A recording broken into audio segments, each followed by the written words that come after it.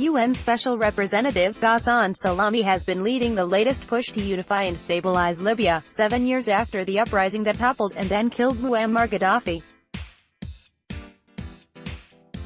Salame told the UN Security Council on May 21 that he had given up trying to amend his stalled 2015 peace deal and was instead focusing on holding elections this year.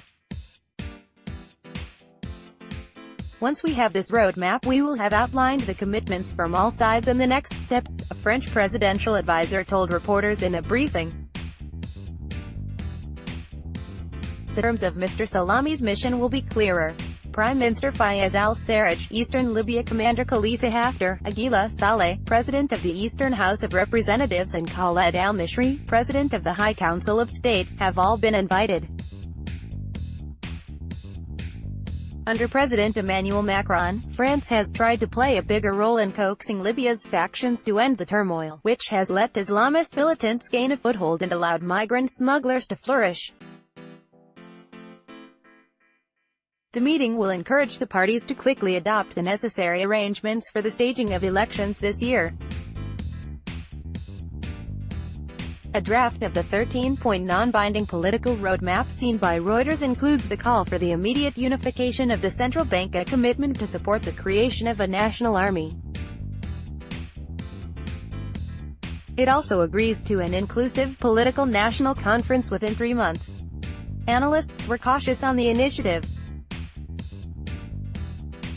Libya is a corrupt, fractured environment that offers many rewards to actors bent on evading political compromise and using brute force instead, said Jalal Harshawi, associate at North Africa Risk Consulting, adding that some could be emboldened after being given international legitimacy.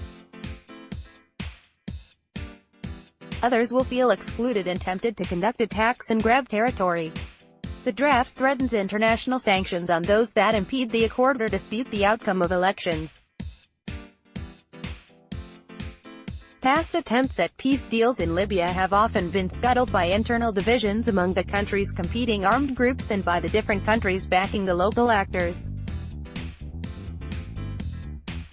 The conference will be attended by some 19 countries and 4 international organizations, including countries that have influence on the ground such as Egypt, Italy, Qatar, Turkey, and the United Arab Emirates.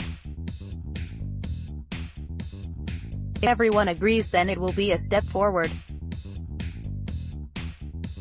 The idea is to put pressure on the 4 participants, knowing that if their backers tell them to accept this, they won't have a choice, said a European diplomat.